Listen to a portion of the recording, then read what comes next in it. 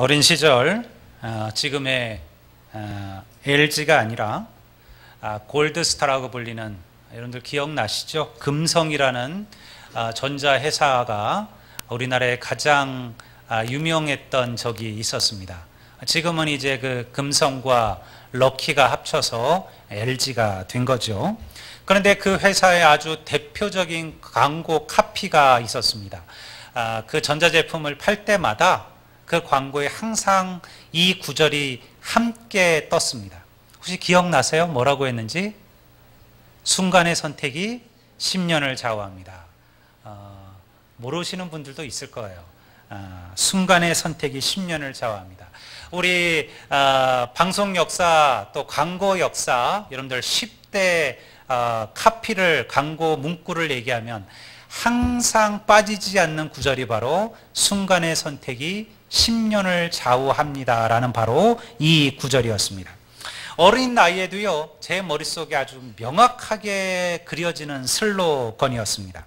지금 내가 하는 이 선택이 올바른 것인지, 혹은 무엇을 해야 되는지에 대한 고민은요, 우리가 평생 동안 사실은 붙들고 살아가는 그러한 질문이기도 합니다. 신앙도 그렇습니다. 하나님의 뜻이 무엇인가를 알고자 하는 욕구는요, 2000년간 우리 모든 그리스도인들의 갈망이었습니다. 오늘날 우리는요, 대단히 복잡하고도 판단하기 어려운 시대를 살아갑니다. 여러분, 무엇인가를 결정하지 못하는 사람들이 있어요. 심각하게 결정을 못해요. 우리가 이런 사람들을 소위 말해서 결정장애라고 불러요. 이들은요, 어디까지 가면요, 점심에 뭘 먹어야 할지를 결정을 못합니다. 그래서 어디에다 묻습니까? 네이버에다가 물어요. 제가 지금 비빔밥하고 볶음밥이 땡기는데 둘 중에 뭘 먹어야 될지 모르겠습니다. 답을 알려주십시오. 그러면요, 또 웃기죠? 댓글이 쫙 달려요. 비빔밥이 좋다. 지금 날씨도 뭐 어쩌고 저쩌고. 그러면서 여러분들 거기가 쫙 댓글이 달리면 그거 보고 이제 선택하는 결정장애라고 합니다. 왜 그렇게 되었을까요? 오늘날 우리가 너무 복잡한 시대를 살기 때문에 그래요. 그리고 우리의 선택 하나가 인생을 바꾸어 놓을 수도 있는 시대를 살아가는 거죠. 미네소타의 심리학 교수인 에릭 클링거라는 분이 그런 얘기를 했어요. 인간은요, 하루에 작게는 300번에 300개에서 많게는 1700개의 선택을 한다라는 거예요. 그 선택 가운데는 그저 아침에 내가 무슨 신을 신을까, 무슨 구두를 신을까, 혹은 무슨 속옷을 입을까부터 점심에 무슨 밥을 먹을까에 대한 아주 그냥 간단한 선택도 있지만요, 때로는 배우자를 선택하고 직장을 선택하고 자녀를 낳을 것과 관련된 인생을 바꿔 놓을 만한 중대한 선택도 있다라는 거예요. 그리고 그것을 어떻게 하느냐에 따라서 실제로 우리의 인생이 달라진다라는 것입니다. 아마 우리 이런 얘기를 하면 우리 성도들 가운데, 우리 집사님들 가운데, 그래, 내가 그 옛날 이 인간을 선택하지 말았어야 되는데, 그럼 내 인생이 달라졌을 텐데, 이런 분들 계셔요. 항상 나중에 싸우다 보면 내가 그때 다른 여자, 다른 남자를 선택했다면 내 인생이 어떻게 됐을까? 그건 아무도 모르죠. 더 여러분들 좋지 않을 수도 있고요, 물론 더 좋을 수도 있고요, 그거는 모르겠습니다. 그러나 여러분, 이러한 어렵고 복잡한 선택의 상황 속에서 과연 그리스도인들은 어떠한 결정을 내려야 되느냐, 그리고 내가 내리는 이 결정이 하나님의 뜻에 부합하고 옳은 것이라는 것을 우리가 어떻게 알 수 있는가 하는 거예요. 바로 여러분들, 이것을 우리가 이야기하기 전에 우리가 먼저 반드시 전제해야 되는 여러분들 몇 가지가 있어요. 첫 번째는 뭐냐면요, 우리 가운데 이것에 대한 모든 것을 완벽하게 결정할 수 있는 사람은 아무도 없다라는 거예요. 누구도 여러분들 모든 선택을 완벽하게 하는 것은 불가능해요. 두 번째, 심지어 우리가 가장 훌륭한 선택을 한 이후에도 우리는 종종 후회하게 된다는 거예요. 내가 최상의 선택을 한 것 같았는데요, 그러나 때로는 그 선택은 우리를 후회하게 만들 수 있다는 겁니다. 가장 중요한 세 번째, 우리 그리스도인들에게 말하는 거예요. 그럼에도 불구하고 여러분, 은혜로운 하나님은 절대 우리를 포기하지 아니하신다. 이 말을 믿으시기를 주의 이름으로 축원합니다. 이런 전제하에서 오늘 제가 이 말씀을 한번 나누어 보겠습니다. 솔로몬은 잠언에서 이러한 질문을 던지는 이들에게 지혜의 말을 전하고 있는 거죠. 많은 이들이 지혜의 왕이라고 불리는 솔로몬에게 이러한 질문을 던졌던 것 같습니다. 도대체 제가 지금 가는 길이 무엇인지를 모르겠습니다. 제가 지금 올바른 길을 걷는 것인지를 제가 지금 알 수가 없습니다. 그리고 어떤 길을 선택하는 것이 정말 하나님의 뜻인지를 제가 알고 싶습니다. 제가 지금 올바른 길을 걸어가고 있는지를 제가 어떻게 확신할 수가 있습니까? 이러한 질문을 던지는 이들에게 오늘 솔로몬이 오늘 본문의 말씀을 통하여 해답을 지금 가르쳐주고 있는 거예요. 이렇게 얘기한 거죠. 네가 지금까지 너의 명철을 의지하고 너의 지식을 의지하고 그렇게 살았느냐? 그렇다면 이제부터 내가 전심으로 하나님을 의지하고 하나님을 신뢰하며 살아라. 그리하면 하나님께서 너의 길을 지도해 주실 것이다. 우리가 간혹 하나님의 뜻이라는 거에 대하여 오해하고 살 때가 있습니다. 서점에 가면요, 항상 베스트셀러의 그 자리를 놓지 않는 책 가운데 하나가 무엇이냐면 하나님의 음성을 듣는 법, 이런 책이에요. 하나님의 음성을 듣는 법. 많은 이들이 하나님의 음성을 듣기를 원해요. 이러한 책들은요, 이런 거죠. 숨겨진 하나님의 뜻을 찾기 위하여 어떠한 수단과 방법들을 활용할 것인가 라는 거예요. 거기에는요, 꿈이나 환상이나 또 특별한 음성이나 기적에 대한 이야기가 있어요. 물론 저는 그것들을 부인하지 않습니다. 여러분, 저 역시 그러한 경험이 있었어요. 저도 역시 하나님의 제가 목회에 대한 길을 고민하고 갈등할 때 하나님께서 어느 날 제게 보여주신 특별한 꿈이 있었어요. 제가 그 꿈을 통하여 하나님께서 내게 주신 사명과 소명을 분명하게 확인했던 시간들이 있었죠. 저에게도 그러한 시간들이 있었습니다. 그런데 여러분, 이 책들이 하나님께 대하여 오해하게 만드는 게 있어요. 그것은 무엇이냐면 하나님께서 우리들을 향한 하나님의 계획을 꽁꽁 숨겨두고 있다는 거예요. 그리고 우리가 그것을 찾기 위하여 노력하고 애써야 된다는 거예요. 그래서 간절히 기도하고 또 노력하면 하나님께서 요만큼 보여주시고, 그리고 또 우리가 더 열심히 기도하고 충성하고 헌신하면 또 요만큼 보여주시고, 그래서 우리가 하나님의 뜻을 알아가게 될 것이다 라고 하는 거죠. 여러분, 이것은요, 하나님을 오해하는 거예요. 사랑하는 여러분, 분명히 하나님은 우리를 향하신 놀라운 계획을 가지고 계신 줄로 믿습니다. 여러분, 이것은 우리 모두가 고백하는 믿음이에요. 우리가 알든 알지 못하든 모든 인생은요, 하나님의 섭리와 계획 속에서 살아가요. 나는 내 의지와 내 생각, 내 경험으로 선택한 것 같지만요, 그러나 그 모든 것을 크게 보면요, 하나님의 큰 섭리 속에 다 들어가 있는 거예요.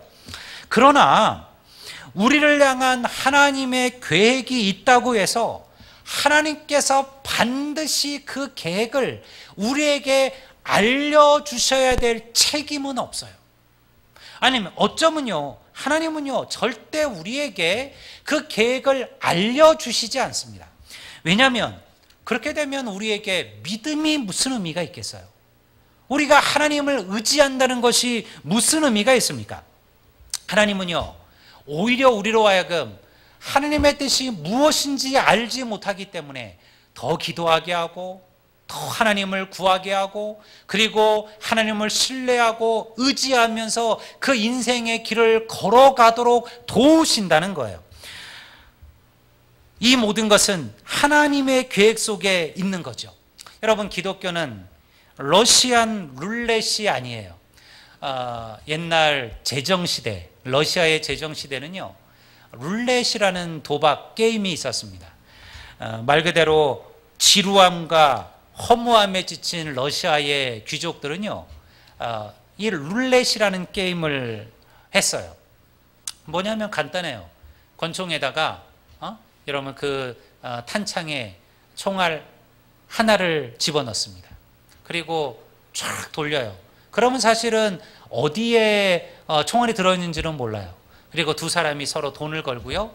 그리고 서로 자기의 관자놀이에 대고 당기죠. 사실은 여러분들 목숨을 각오하는 도박이죠. 근데 그 짜릿함, 그 죽음의 짜릿함을 오히려 즐기는 이들이 있었다라는 거죠.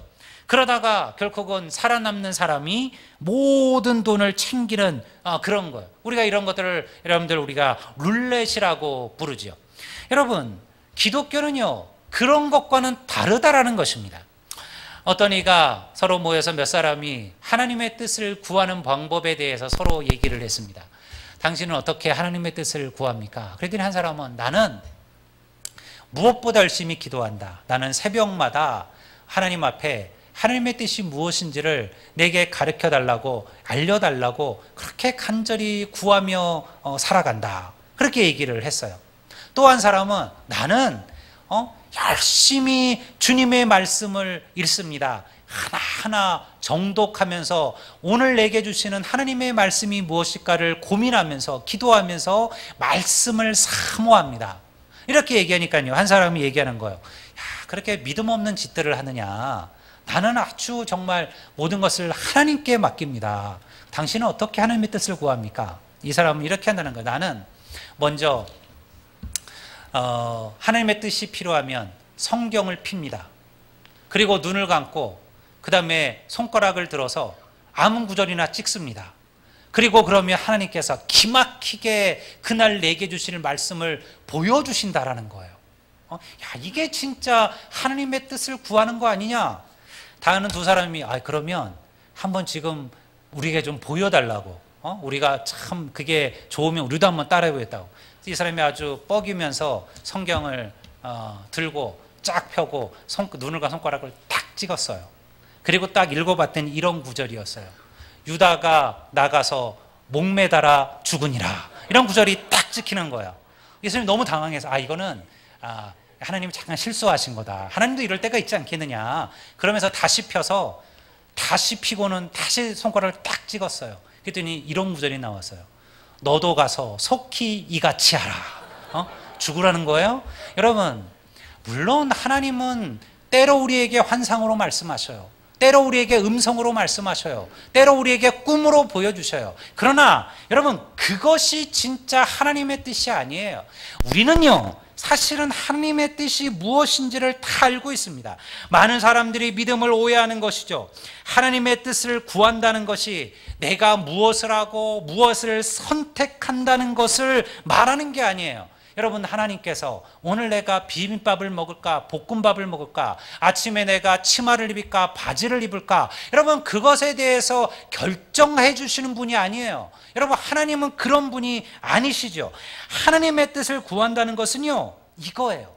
여러분, 오직 우리가 어떤 길을 걸어가든 어떤 자리에 서게 되든 어떤 일을 하든지 간에 끝까지 하나님을 신뢰하고 하나님을 의지하고 하나님을 바라보며 걸어가는 것, 여러분 그것이 바로 하나님께서 원하시는 하나님의 뜻인 줄로 믿습니다. 여러분, 이것이 바로 우리가 오늘 읽은 본문의 말씀이에요. 내가 어떠한 인생의 길을 살아가게 되든 어떠한 길을 가든지 간에 하나님께서는 나를 도우시고 하나님은 나를 붙드시고 하나님은 나와 함께 하실 것이다. 이게 바로 하나님의 뜻이에요. 여러분, 제가 2010년 많은 기도의 시간을 가졌습니다. 거의 한 20년 전에 군 생활을 마치고 그리고 새로운 세상, 사회로 나오는 제게는 아주 엄청난 인생의 변화의 선택이었습니다. 근데 사실 제가 이 교회를 오기 전에 여러분들 제가 서울의 큰 대형교회 부목사로 청빙이 계획되어져 있었습니다. 그리고 그 청빙은 사실은 원래는 9월 달에 결정나기로 되어져 있었어요. 사실은 그때만 해도 아직 아델리안 교회는 제게 아무런 연락이 없었을 때고요. 저도 전혀 제 생각 속에는 없었던 교회였습니다. 왜냐하면 사실은 이것은 제게 저는 당연히 제가 제 다녔던 신학교가 있는 총신대학 서울에서, 그리고 제 친구들이 다 목회하는 서울과, 그리고 그쪽에서 저도 목회하게 될 것이라고 그냥 일반적으로 생각해 왔었던 거죠. 그런데 아들리안 교회 안에서의 교회에서 제게 설교가 부탁이 들어왔습니다. 여러분들, 저에게는 이게 대단한 큰 고민이었습니다. 여러분들은 제가 쉽게 왔다고 생각하시면 안 돼요. 저도 아주 많은 고민과 아주 많은 갈등들이 저에게도 있었어요. 사실은 광주라는 지역은 제게 아무런 연고가 없는 지역이에요. 이곳은 제가 제 친척 누구도 살아본 적이 없고요. 제가 잠깐 광주에 1년 31사단 근무했지만 그것은 말 그대로 스쳐가는 수많은 부대 가운데 하나였었죠. 여러분들, 모든 것이 낯설었습니다. 사실은 우리가 지역색이라는 것들도 있잖아요. 광주라는 역사를 모르고, 광주라는 문화도 모르고, 광주라는 그 배경도 모르는 제가 여러분들 여기로 온다는 것은 쉬운 선택은 아니었습니다. 제가 여러분들 두 교회를 놓고 기도했어요. 근데 제 기도가 무엇이었냐면요, 하나님, 제가 이쪽 교회로 가는 것이 제게 좋겠습니까? 하나님의 뜻입니까? 아니면 제가 여기로 가는 것이 하나님의 뜻입니까? 제가 여러분들 큰 교회 부교역자로 가는 것이 제게 좋은 일입니까? 아니면 광주에 있는 아들리안 교회 담임으로 가는 것이 제게 좋은 것입니까? 여러분들, 제게 둘 중에 하나를 선택할 수 있도록 하나님의 음성을 좀 보여주십시오. 제가 한 번도 그렇게 기도한 적이 없어요. 제가 여러분들 집사람과 열심히 기도했던 것은 무엇이냐면요, 하나님, 어떤 교회로 가게 되든지 간에, 제가 어떤 교회로 가게 되든지 간에 하나님의 뜻에 합당한 목회자로 살게 해주십시오. 이것이 제가 구한 기도였어요. 근데 여러분들, 하나님께서 그 길들을 만드셨어요. 9월에 결정되기로 했던 여러분들 그 서울의 교회는 계속 뒤로 미뤄지기 시작했어요. 상황들이 여의치가 않아서 여러분들 10월로 11월 달로 교회 부목사를 결정하는 여러분들 선고가 결정되기로 되어 있었고요. 아들리안 교회는 여러분 아시는 것처럼 제가 설교한 지 뭐 한 달 만에 모든 것이 여러분들 일사천리로 진행이 되어서, 그리고 여러분들, 저는 이것을 하나님의 뜻이라고 생각하고 그리고 이곳에 오게 된 거죠. 여러분, 신앙의 본질은요, 꽁꽁 숨겨진 하나님의 뜻을 찾기 위하여 미로를 뒤지는 게 아니에요. 여러분, 우리 가운데 하나님의 뜻이 무엇인지를 모르는 사람이 누가 있겠습니까? 여러분, 예배하러 가는 것이 하나님의 뜻입니까? 오늘 예배하러 안 가고 뭐 다른 일을 보는 것이 하나님의 뜻이겠습니까? 여러분, 그것은 물어볼 필요도 없는 이야기죠. 우리는 하나님의 뜻이 무엇인지를 이미 알고 있습니다. 하나님, 내가 기도의 삶을 살고 말씀의 삶을 살고 봉사의 삶을 살고 헌신의 삶을 사는 것이 하나님의 뜻입니까? 아니면 주님, 제가 그냥 대충 적당하게 그렇게 살아가는 것이 하나님의 뜻입니까? 여러분, 하나님의 뜻이 무엇인지 모르는 이들이 우리 가운데 누가 있겠습니까? 이미 우리는요, 나를 향한 하나님의 뜻과 계획이 무엇인지를 너무나 잘 알고 있는 거예요. 그저 오늘 본문이 말하는 것처럼 너는 범사의 하나님을 인정해라. 너는 범사의 여호와를 인정하라. 그리하면 너의 길을 지도하시리라. 어떤 길이 내 길입니까? 라고 물어본 게 아니에요. 네가 어떤 길을 걸어가든지 간에 네가 하나님을 인정하고 하나님을 신뢰하고 하나님을 바라보면 여러분, 하나님께서 우리의 길을 인도하여 주실 줄로 믿습니다. 우리가 하나님의 뜻을 구하는 이유는요, 우리에게 놓여있는 장애물과 위험들을 안전하게 건너가기 위함이 아니에요. 성경은 우리에게 분명히 말씀하고 있습니다. 그리스도인으로 사는 것은요, 험한 길을 걸어가는 거예요. 좁은 길을 걸어가는 거예요. 좁은 문으로 들어가는 거예요. 여러분, 제가 이 교회 와서 처음 했던 설교가 그 본문 아니었습니까? 너희들이 좁은 문으로 들어가라 그랬잖아요. 그 길은 험하고 협착하여 그 길로 걷는 자가 별로 없다. 그 길로 걷는 자가 없다. 사람들이 그 길로 걸어가려고 하지 않는다. 그러나 넓은 길은, 그 길이 넓으면은 그 길이 넓고 평탄하여 많은 사람들이 그 길로 걸어간다. 그러나 그 길의 끝은 멸망이요. 그러나 험하고 좁은 길의 그 끝은 영생이니라. 여러분, 예수 믿는 게 좁은 문이에요. 여러분 넓은 문이 아니죠. 평탄한 문이 아니에요. 여러분 그렇다면 여러분들 잘못 착각하고 계신 거예요. 예수 믿었더니 다 좋던가요? 행복하던가요? 안 그래요. 교회 오니까요, 여러분들 스트레스도 받습니다. 내가 교회 안 오면 여러분들 받을 일이 없는 스트레스도 있어요. 여러분들 사람들하고 부닥치기도 합니다. 내가 마음에 들지 않는 것도 내 눈에 보이기도 합니다. 여러분들 또한 그 귀한 물질들을 주를 위해서 내놓는 거, 이것도 쉬운 일이 아닙니다. 내가 내 집 청소도 잘 안 하는데 토요일마다 교회 와서 청소하라고 목사님은 닥달합니다. 여러분 쉬운 일 아니에요. 여러분 예수 믿는 것은 어려워요. 제가 그걸 너무나 잘 알아요. 그래서 사실은 제가 항상 집사람한테 그런 얘기를 해요. 이 주일날 이 오전 예배, 여기 나와 있는 여러분들이 얼마나 감사하고 고마운가. 물론 한편 마음으로는 조금 더 예배를 사모하기를, 이왕이면 오후 예배도 좀 드리고 수요 성경 공부도 좀 하고 새벽 기도도 좀 하고 토요 기도에도 좀 나오고, 그래서 정말 조금 더 하나님을 향한 헌신과 열심을 품기를 바라는 마음도 내 안에 있어요. 동시에 한편으로 그래도 이 어려운 시간에 이 주일날 다 쉬고 싶고 놀고 싶고, 어제는 더군다나 여러분들 12시에 축구도 했잖아요. 여러분들은 이 예배를 위해서 다 안 보셨나 봐요. 근데 전 봤어요. 전반전만 봤어요. 전반전만 딱 보고 그래도 내일 예배니까 더는 안 된다. 그래서 딱 전반전 보고 저는 들어갔는데 후반전에 골 먹었더라고요. 그래서 제가 전반전에 참 골을 먹었군요. 전반전에 프리킥을 페널티킥을 하나 먹었는데요.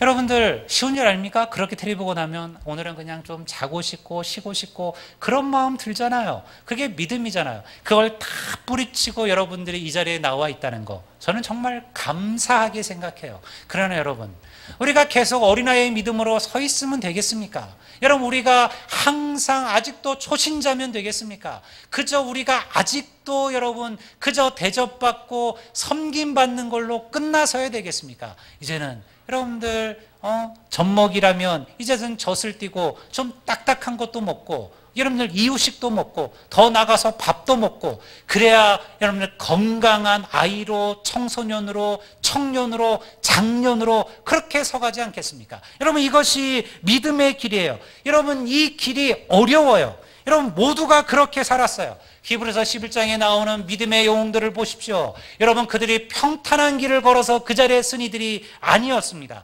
그 히브리서 11장 믿음의 영웅들에는요, 노예로 살았던 요셉이 있습니다. 여러분 그곳에서는요, 도망자로 수십 년을 살았던 여러분 다윗과 그리고 모세가 있습니다. 그곳에는요, 토굴에 던져진 채로 죽음을 기다리던 선지자 예레미야도 있었고요. 그곳에는요, 참수형을 당하여 자기의 목숨을 바친 세례 요한도 있어요. 그들은 모두 하나님의 뜻을 구하며 살았던 사람이고요. 그리고 하나님은 그들의 인생 가운데 함께 하셨어요. 우리가 하나님의 뜻을 구하고 우리가 하나님의 음성을 듣는다는 것이 우리로 하여금 이러한 고난의 길을 다 건너뛰게 만들고, 여러분들 그 고난의 길을 다 경험하지 못하게 하는 게 아니라는 거예요. 그 고난의 길, 도망자의 길, 여러분들 갇혀져 있는 옥중에 갇힌 그 고난의 길, 순교의 길, 환난의 길, 여러분 그런 길조차 하나님을 의지하며 바라보게 만드는 것이 바로 하나님의 뜻이라는 거죠. 하나님의 뜻이 단순히 우리가 살아가는 삶을 그저 평탄하게 사는 게 전부라면, 믿음의 장에 나온 그 사람들은 다 하나님의 뜻대로 살지 못한 인생들인가요? 아니죠. 그렇다면 그들이 그 믿음의 장에 기록될 리가 없겠죠. 그럼 우리는 어떻게 이 하나님의 뜻을 저 잘 알 수 있을까요? 그것은 간단합니다. 여러분 그 방법은 오로지 주님 안에 거하는 거예요.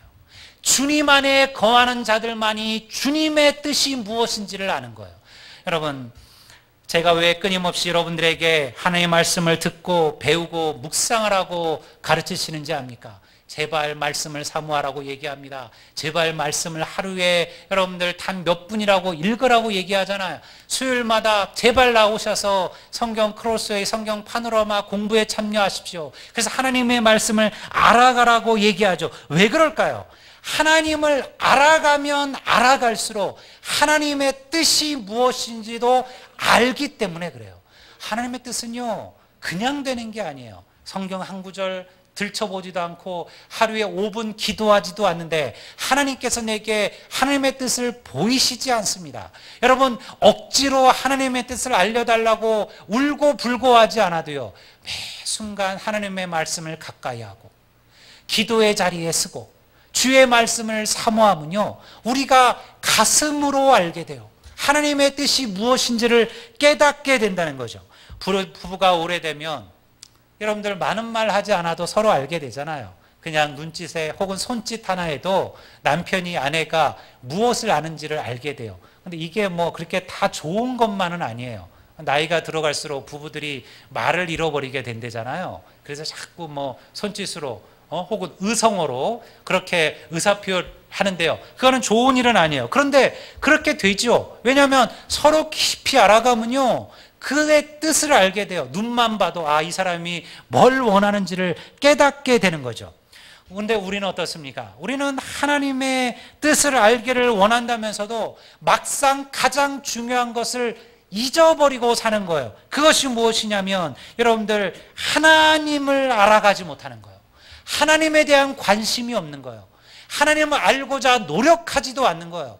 그러면서 여러분, 하나님에게 하나님 이게 하나님의 뜻입니까? 저게 하나님의 뜻입니까? 이거 해야 됩니까? 저거 해야 됩니까? 여러분, 그렇게 물을 수가 없다는 거예요. 물어봤자라는 것입니다. 여러분, 간단합니다. 하나님을 아는 일에 힘쓰십시오. 요한복음 15장 7절에 이렇게 기록하고 있습니다. 너희가 내 안에 거하고 내 말이 너희 안에 거하며 무엇이든지 원하는 대로 구하라. 그리하면 이루리라.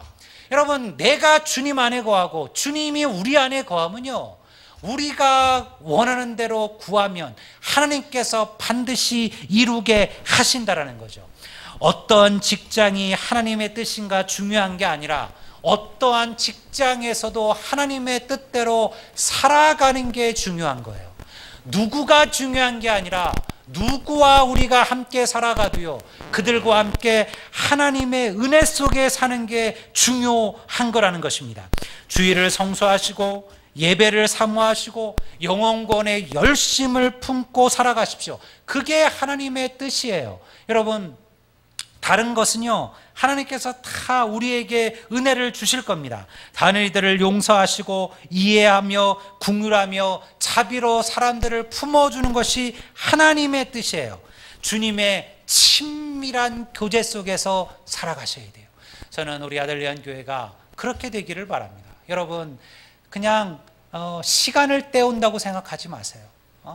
주일 오후 예배를 참석하면서 나마저 가버리면 주일 오후 예배가 너무 썰렁하니까 그래도 나라도 참석해야지, 이런 그것도 귀한 마음이긴 하지만요, 여러분, 그러한 마음으로 우리가 하나님의 은혜를 체험할 수가 있겠습니까?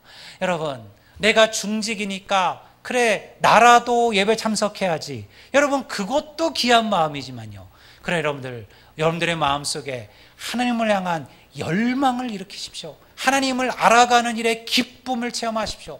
매 순간 기도하십시오. 하나님, 순간순간마다 말씀을 통해서, 주의 말씀을 통해서 내가 하나님을 알아가게 되기를, 하나님을 아는 것이 내 인생의 가장 큰 기쁨이 되기를, 하나님의 말씀에 내가 알지 못했던 숨겨진 구절 하나를 깨닫게 될 때, 여러분, 그것이 세상에 어떠한 보화를 얻는 것보다도 더 감격하는 일이 되기를, 여러분, 우리가 그런 마음으로 살아가면 여러분, 하나님께서 반드시 우리의 길을 형통하게 인도해 주실 줄로 믿습니다. 오늘 우리가 이 말씀들을 기억하시고, 여러분, 우리의 인생의 길을, 여러분들 지금 이미 힘들고 어려운 길에 서 계신 분들도 계실 겁니다.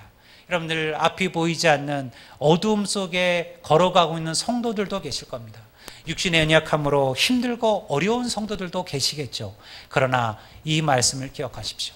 내가 마음을 다하여 여호와를 의뢰하고 내가 정말 여호와를 인정하면, 여러분, 하나님께서 내가 어떤 길에 서 있든 반드시 우리의 길을 인도하여 주실 줄로 믿습니다. 이 고백이 우리 가운데 있게 되기를 주의 이름으로 축원합니다.